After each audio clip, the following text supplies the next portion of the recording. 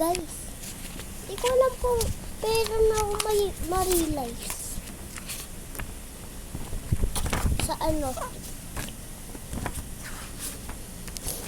Sa Revelation 21:22, John wrote, "Then I saw a new heaven and earth."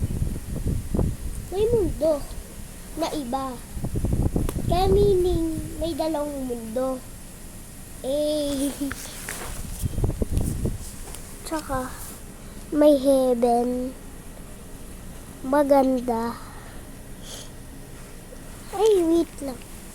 May city. Kaya, sabi doon, yung, eto,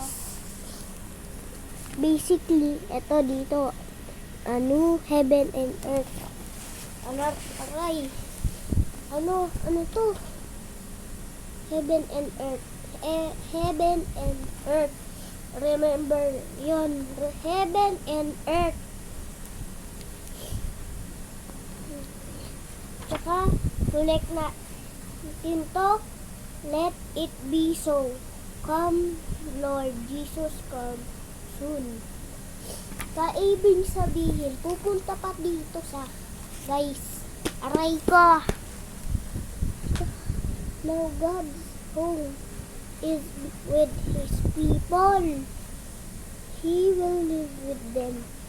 They shall be His home is with His people. Kaya ibig sabihin, guys, may ma-realize ako na kaya yung mga ano mo, yung mga pamilya mo na mamatay nandito. Home is with His people. Now God's home is with His people. Huwag kayo mulungkot.